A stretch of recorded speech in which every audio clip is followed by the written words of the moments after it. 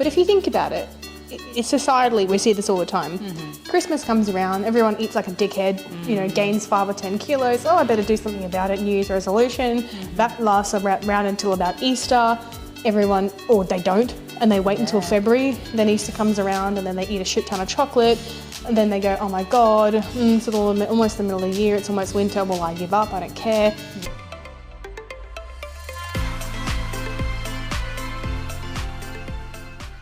Hello and welcome back to another vlog on YouTube and podcast on Spotify by the Fit Minds podcast. Coach Mariah Jean and Coach Chloe Jane here. Hi. Hi. Good morning. Good afternoon. Well, good morning, kind of. So this week's podcast is on the topic of how to stay, I hate the word motivated, but how to stay motivated, driven, on track in winter. How to keep yourself going with your fitness journey in winter. This is going to be a fun one, I think, because so many people get to winter and they go into hibernation. Yeah, well, like when you messaged me about the podcast idea for today, I was like, you stay rugged up in bed and wiggle your toes occasionally. Extra points for wrong answers.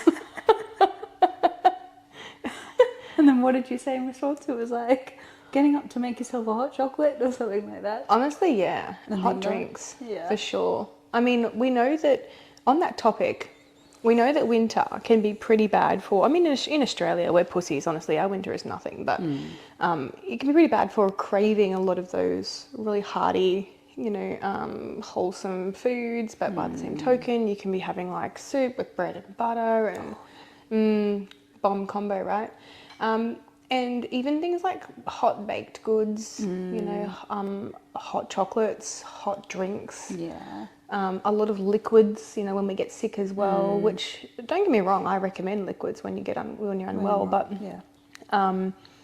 just lots of really hearty, sometimes very calorie dense meals. Yeah. So I guess, first of all, we'll tackle that topic, I suppose. You know, how do we solve the problem of food in winter? Well, I sort of look for the lower calorie options. Like, so my hot chocolate, I have an adrenal switch, which is only something like 10 calories, using light whipped cream on top. Yeah. You know, those sorts of things that there are alternatives out there. Yeah. You're actually really good for anyone wanting a meal plan. Like, I have Chloe doing some of my meal plans these days, and your meal plans are friggin' epic. Like, I'm like, I thought mine were good, and then you've just shown me your stuff, and I'm like, holy shit, like, I want to eat it. Yeah. You come up with some really good combos. Yeah. Things you discover over the years. I think because I enjoy yummy food, right? Yeah. So finding that happy medium where I'm not indulging in calories, but it still fucking tastes amazing. Yeah. I like it. I think, I honestly, for as long as I've been a nutritionist and obviously work in this industry, I think I told you this, it's kind of like a chef or a hairdresser. Eventually you get to the point where you're like, oh, food's just food, I don't care anymore. You know, as in like with hairdressers, they don't get their hair done. With chefs, it's like, oh, they just make themselves a microwave meal. Yeah. And so I kind of lost my passion for, you know, finding creative versions of things. But I think certainly even making your main meals warm, like they don't have to be calorie dense. You can have soup and bread, absolutely, but you could put some chicken breast in your soup. You can make it homemade. Country bread, what's it, country split bread. Use light Nuttelex instead of butter, which is like half the calories. Less saturated fat as well because it's made of olive oil. It's a little hack. Even things like not basing your soup on cream, you know, like using light yogurt. Like you use in a lot of your sauce bases. And even the hack that you taught me the other day with the packet mix instead of the jar sauce, you get like a little packet and then you extend the mix with light Greek yogurt. Because I was boring. I used to extend mine with water. And then I realised it was actually better to get the lower calorie packet version and then adding light Greek yogurt. And then you can add water as well. So you just kind of, you know, stretch it out. But yeah, making your meals hot, shepherd's pie. You've been smashing that one for my meal prep lately, haven't you? Yeah. And adding protein to your, you know, I see a lot of people eating winter warmers. Yeah. With no protein. Soup and bread. It's hard, you know, like hot chocolate, yeah, it's good. But what I think actually something I've worked with lately was when I was pregnant, I was really craving hot chocolates randomly at like 4 o'clock in the morning. Odd. At the time, I actually thought it wasn't a weird craving. Like I had convinced myself that having a hot chocolate at 4 o'clock in the morning and going back to sleep was a normal thing to do. Why the fuck are you awake at 4 o'clock in the morning? It was a weird witching hour. I think it was when she would, I don't know, stir in my belly or something. She's like, it's hot chocolate time. No joke. She would tell me to get up, to go and have a hot chocolate and to go back to bed, and that was just how we did it for a few months there. Yeah, right. So I was convinced it was a normal thing, and then I look back and I'm like, that wasn't very normal. Pretty odd. That was strange, yeah. Especially because it wasn't winter yet. But no, the hot chocolates are good. Yeah, absolutely. There's alternatives.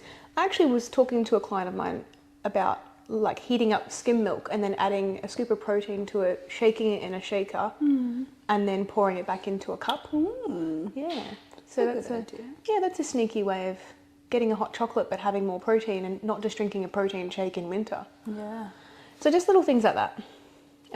Warm breakfast, if you're going to have warm breakfast, maybe skip the hash brown, you know. Yeah. And just have some air fried potato or eggs on toast. Add some more egg whites. And hot oats as well are a really good option. Yummy. But if you're watching calories, you know, skip the honey if you really want to watch that, and add berries. Like there's just little small things like that can really change everything. Yeah. So hacks. All right, so we've talked about food in winter and making more responsible decisions with just like smart swaps and everything like that. We want to move on, obviously, to our exercise routine. So the elephant in the room, it's really hard to train when it's cold, right? For those watching on YouTube, we've teleported into the kitchen. We've changed clothes. Oh, look, it's been a rough few days with the baby, but as you can see, she's passed the fuck out. So we've managed to get like a 20-minute period where we're meal prepping. And this is actually the reality as well. I really just want to just pop this in here. Like, if you think that having a baby and running a business and training and eating really well is like one of these smooth sailing awesome, no, it's not. It's not. I literally just finished ranting for 45 minutes at Chloe about how hard this is. And I was just sitting there like, I know. While the baby was just screaming her head off. And now she is eternally happy. So so we've obviously just taken the podcast into the kitchen. So let's jump back on the topic of keeping routine in winter. So obviously let's set the scene. You get up in the morning, you're a 4 a.m. gal. Why are you a 4 a.m. gal? And you are getting ready for your session, or not even that, you're in bed, your alarm's gone off. Oh, yep. It is freezing. Queenslanders, I'm sorry, but we feel the cold. Melbournians are like, it's summer. It's -1 degree. Yeah, it's not too bad. So it's freezing in the morning, the alarm's gone off, and you just think to yourself, I'd rather stay in bed. What do you think happens at that point where we go, okay, you know, do we continue with I'll sleep in, that thought process, or do you just get out of bed? What do we do? I want to say you just get out of bed, right? Yeah, but that's the easy, you know, quick response. Just get out of bed, just get over it and get out of bed. Get it done now, that way you don't have to worry about later. But me personally, I'm the person that's like, you delay, procrastinate. I'm going to roll over and I'll go to the gym afterwards. Yep. Not going to go early in the morning. I can't practice, I struggle to practice what I preach, but ideally all right, alarm goes off, all right, let's get up, get you done. A couple of tips I reckon for those morning, because I'm not a morning person. Like if you said to me your alarm goes off at 4 a.m. tomorrow morning, and like one of those, you know, fitness influencers that trains at 5 a.m. and, you know, vlogs their entire workout and watches the sunrise. I'm sorry. Like honestly, I see some of my clients training at 4 o'clock. I'm like, yes, you're a psychopath. There's something fucking wrong with you. Yeah. But I mean, I must go to bed early. Our bedtime is literally whenever this child decides to sleep. So honestly though, in the morning, if you are a morning person and you're like, you know what, I need to get out of bed and I'm really struggling with this, like it is my morning routine, two things you can do. Change your sessions to an afternoon session. Yeah. It's not going to kill you. It doesn't make your workouts less effective. It doesn't make you less motivated. It's just a different time of day. The other part of it is set yourself up in a routine, whether it's morning or afternoon, that almost counteracts all of those thoughts and those physical experiences. The other day, you almost make it like an appointment, right? Yeah. schedule it in. Right. You wouldn't not go to the doctors because it's cold outside. Right? Oh, sorry guys, I can't make it. It's just freezing. It's probably in my house. That way it's like, all right, I have to go. And then when you get there, you feel a whole lot better. It's almost like as well, you think about it, I always say to myself, putting on my gym gear is the hardest part. Yeah. Right, especially in winter. Having it all laid out, ready to go. Having it laid out. I've actually heard of some people who are morning people who sleep in their gym gear.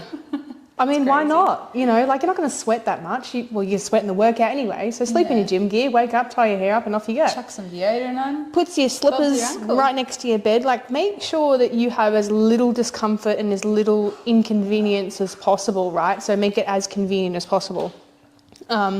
Even, you know, making your breakfast the day before so that you're not in the kitchen freezing, you know, making your oats or whatever. Like you can just heat it up in the microwave if it's overnight oats. A hot drink. But one of my biggest tips, honestly, it's something that has gotten me through all my winter workouts, is I get cold during the day. By the afternoon, you know, it starts to get even cooler and I'm like, oh my God, I'm freezing. And there's this part of me that's like, I just want to sit still and I don't want to move because I'm cold. I want to rug up. I don't want to, you know, I don't want to go and exercise.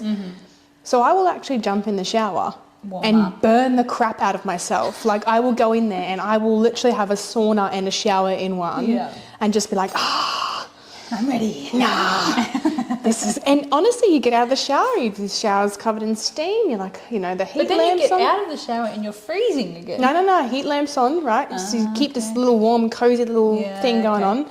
And your gym gear is right there. Your slippers are there, so the cold tiles don't impact you. Like this is literally the art I've got down to. Yeah. And I put my gym gear on, and then it's always a mental thing for me. As soon as my gym gear is on, then I'm like, you're off. I'm going to the gym today. Yeah. Because I feel stupid taking my gym gear off. Like it actually makes me frustrated. Last night we had a nappy blowout on the way to the gym, and like poo everywhere. Like I'm talking, sorry guys, just a big shitstorm, like an actual shitstorm. And we had to come back home because Mummy did not put the nappy bag in the car. And it was just a disaster. And I was in my gym gear and I was covered in shit. And I was actually more pissed off about the fact that I was already in my gym gear and I wasn't doing anything. And I was like, oh, like. See, my whole wardrobe is gym gear, right? I don't wear. It means nothing to you. It means nothing to you. It's like, oh, just another day. Honestly, it's different for everybody. Like you could go, you know, the gym gear thing works for me. Music as well is a really big thing as well. So not just the hot shower, but you could put on some music that then gets you G'd up. You could go, okay, well, make your pre-workout snack something that you really look forward to and that is warm, you know. So evolving all of these types of thought processes, instead of going, it's too cold, I can't be bothered, setting yourself up for how you can be bothered, what will make this as enjoyable as possible or as easy as possible, and so you can't talk your way out of it. Yeah. You know, and you honestly, the other component of it is have the argument. You know, the amount of times I've seen people kind of cripple under their own thoughts. You know, just before I said to you, I don't even know whether I'm going to be able to go to the gym tonight. I'm so bloody tired. Like, and then I had the shower and I put my gym gear on. And I was like, you, Mariah, even though you said you're not going to go to the gym, you are going to go to the gym. And it's this back and forth. Yeah. You know, battle that you need to have. You need to realise that your thoughts are powerful in both directions. And the first thought that you get of I can't be bothered isn't your last thought. No. You know, like you have the capability to then change that. And if it goes back again, oh no, I can't go. Just literally imagine yourself having an argument with two different people in your brain. I mean, we can argue with other people easily enough. Why can't we argue with ourselves? Maybe I'll just go home to Josh and be like, yeah, reverse psychology. And then I'm like, babe, I really don't want to go to the gym. He's like, you need to go to the gym. Accountability. Accountability is a big thing too. Yeah. So having an accountability buddy or a partner that you meet up with at the gym in winter, or, you know, even with a coach as well. It's like if you're checking in every week and going, I just haven't been going because it's cold. Imagine what your coach is going to say. Tough tits. Pretty much. I mean, I've had some clients tell me they can't drink water because it's really cold. I love cold water. Oh, you told me that you like icy cold water in winter, and I'm like, how about Ice Queen? I was drinking iced coffees up until like a week ago. So strange. Yeah. I can't. But it's an energy thing. It's just quick to make an iced coffee. Did you know that cold water burns more calories from drinking cold water than warm water. Why am I not jacked? You're like, I want to be shredded. Need to have more cold water. Yeah, it's because obviously you've got to then change the temperature of the water down, and so it's an energy taxing thing. Yeah. Completely useless facts that are not helpful at all, Chloe. But you know, there you go. Yeah, you're welcome. She's gonna have you're gonna end up chewing on ice cubes eventually, aren't you? Do you know? Apparently, chewing ice cubes makes you more dehydrated. Really? Yep. What's the science behind that? I have no idea. So I read it on TikTok. No, I was watching a documentary. Oh, an actual documentary. There you go. I think it's something people do when they're pregnant, is chewing on ice cubes. Anyway, we digress. The usual rant. So winter, we know that it's changing your routine. It's, working with an exercise routine that works for you. Also as well, I've used this tip before, but, if you're really feeling flat, really tired, poo, crap, don't really want to go to the gym, just tell yourself, well, I'll do my easiest workout. Yeah. Just pick one from your program that that either you enjoy or nice is easy. Because it's not going to be every single day of the week that you're struggling. No. It's only going to be 1 or 2. Mm-hmm. And give it time as well. And I think the hardest thing is the first day. Yep. Right? Because once you've made that leap and you've gotten there, the next day you can be like, oh, well, I did it yesterday. Yeah. I can do it again today. And even getting a big baggy jumper, I love your big baggy jumpers. I wear them all the time. I was just saying to Alex last night, I never used to buy jumpers each winter because I would just steal his.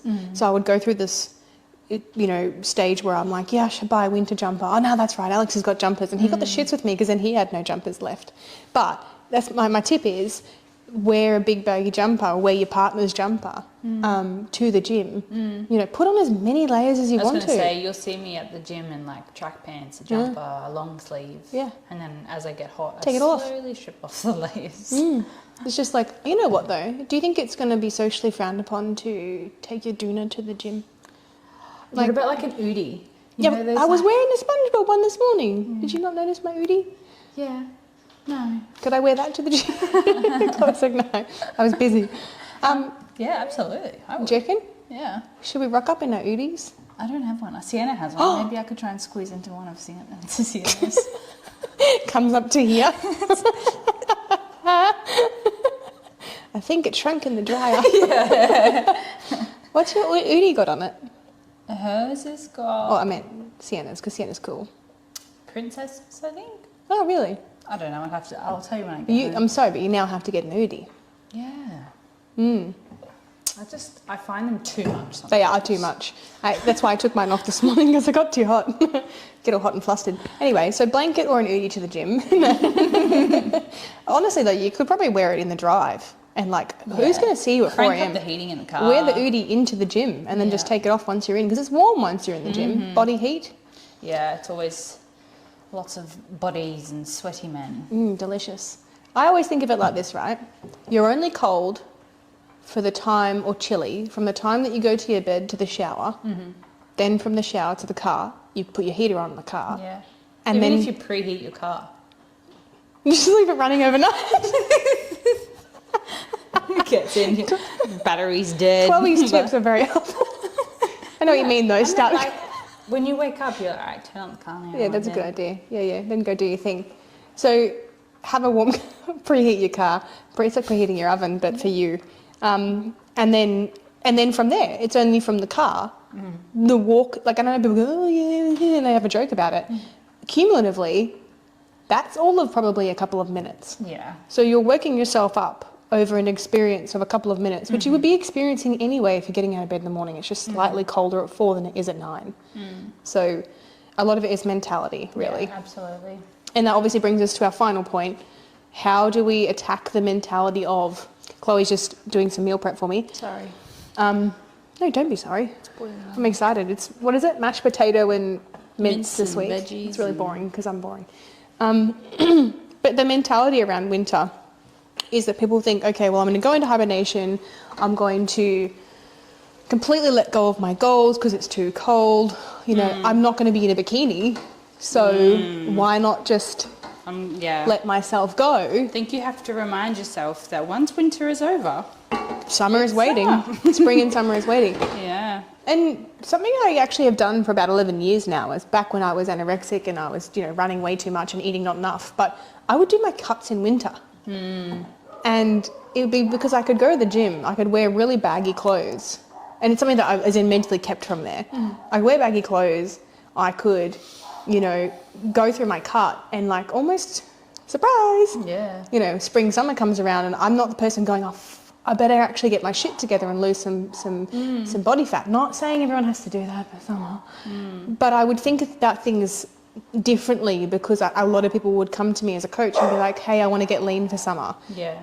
I want to get lean. It's 8 weeks until summer. It's 12 weeks until summer. I want to get lean. I'm like, honey, you need more than that. We need more time. We should have started back in winter. Yeah. So I'll often think of it as like winter is not a time to slack off or to go into hibernation. It's probably an opportunity to work hard in silence and then reveal whatever you worked for in summer. It could be a growth stage as well. Yeah. But it might be that you then go, okay, well then when I get to summer, I've got more muscle to show or whatever it is. Yeah. So I think it's just finding new self, like a new way of being driven. Of self-confidence. My words are all mixed up. Sleep deprivation. Between me and Chloe at the moment, we're just speaking absolute gibberish to each other. Finding a new sense of self-confidence, and a new purpose that isn't the same shit that you keep doing every single year. But if you think about it, it's societally, we see this all the time. Christmas comes around, everyone eats like a dickhead, gains 5 or 10 kilos. Oh, I better do something about it. New Year's resolution. That lasts around until about Easter. Everyone, or they don't, and they wait until February. Then Easter comes around and then they eat a shit ton of chocolate. And then they go, oh my God, it's almost the middle of the year. It's almost winter. Well, I give up. I don't care. Yeah. And then they come out of winter and finally after winter is over, they go, shit, I need to do something. I'm back at square one. And then it's August. September starts to warm up. Well, we've only got 3 months till summer and we go back around in circles again and then it's Christmas. So I think that people keep looking, I always say to people when people go, but it's, it's Easter, it's Christmas, it's winter. It's my birthday. It's my birthday. I always say to them, you are living exactly the same year over and over and over. Christmas happens every year. Your birthday happens every year. Easter happens every year. If you continue to do this for the rest of your life, you'll continue to get the same results. Yeah, if you continue to change if you don't make any change. That's right. Yeah. Nothing changes if nothing changes. Sometimes you got to get yourself out of your comfort zone and go, you know what? Winter, it's cold. It's uncomfortable. That is part and parcel of many things in life that you need to persevere with in order to achieve something. Absolutely. So it's a really good metaphor, really. If you can get through winter and achieve, I think that, I suppose in a positive sense, if you can get through winter and achieve something for yourself, you can do anything. You really can. And imagine conquering that. Imagine coming out of a season where most people hibernate or, completely avoid entirely looking after themselves. And you come out of it and you're like, nope, I chose differently for myself this time. Yeah. But a lot of it is a decision and it's self-talk. And something that I heard someone say recently, remember, I was talking to you about people saying, I want it to be cheap and not take me much time. And easy, Cheap and easy. And what's our thoughts on things being cheap and easy? Especially with nutrition and training. You get what you pay for. You get what you pay for, but you also get the effort that you're putting in. Like if you want something to be easy, there is a certain aspect of where it can be as easy as physically possible. The longevity of something being quick and easy, pointless. It's not there. Yeah. So if you think you're going to go into winter and you're like, oh yeah, I'll just wait this out until it gets warmer, and then you get to those warmer months and you go, now I need something quick and easy. You're going to get the same result you've always gotten, especially if you've got that same expectation. So it's literally like driving through McDonald's and expecting, a 3-star Michelin restaurant meal. They're not the same thing. Yeah. Anyway, we're going to finish up, I think. What time is it? Oh, yes, we've gone over time. Not really. I mean, technically you're listening to this podcast and it all connects and flows together. But Chloe, do you have any other tips for winter other than the food, winter warmers? I don't think so. Like I said before, I think it's hard for me because I struggle with it. But I think it's just all about mentality and reminding yourself that you're capable and not really having to think about it much. Make it, like I said earlier, making it as like an appointment, so it's not an option. Not giving yourself the opportunity to procrastinate and not breaking promises to yourself. Yeah. Which is important any season of the year, really. Creating structure, routine, sort of thing. That's your thing. Chloe's she's very simple in the way that she does things, in a sense that she's like, I'm just doing this because I know I have to, which is actually probably the best approach instead of being all fancy schmancy like I am. Yeah. I convince myself with gym outfits. I literally gaslight myself. You're like, I look hot, I gotta go to the gym. I'm like, I look really good. I gotta go show this off. Yeah, whereas I'm like... And then Alex is in the background like, no, you don't. No. No, you don't, girl. That's for my eyes only. My last tip, though, I reckon, I didn't even think of this until now, but in winter, we're all really white and pasty. At least I know I am. I speak for myself. I'm so white. Let's compare whiteness. Oh, wow, no. Yeah, no, I'm like that. I've just got an olive base. You really do. Yeah, I'm a bit jelly. Tan. Put a tan on. Yeah. Put some fake tan on or gradual moisturiser. Makes the biggest difference, because sometimes if you think that you're not progressing and you can't really see changes, a lot of it's because you're pasty white and you can't see lines or you can't see definition. Yeah. You put a tan on and you're like, I am a hot bitch. I don't look so bad. Like, I don't mind this. Not for the blokes though, I suppose. You guys just have to suck it up. I mean, you can put fake tan on as well. Yeah. I don't mind. We don't discriminate. We don't discriminate. No. All right. Thanks for tuning into the podcast, guys. Looking forward to doing another one for you soon. Again, please message us with topics. At the moment, we're just pulling them out of our asshole. It's like me, you and Carol, my VA, we're just like, what are we going to talk about this week? And eventually we're going to just start getting really brutal. But if you do have any topics you want us to talk about, please just inbox us. We actually do some of our podcasts on the topics that are given to us. Like we literally do one of our most recent ones based on something a client mentioned to me. So, and yeah, if you want to give us any feedback about our podcast, for sure, let us know. It's shit. It's shit. I hate it. Don't listen then. So much gibberish. Anyway, thanks a lot, guys. Have a great day, afternoon, evening, morning, wherever you are. In the world. Yep. Bye. Bye.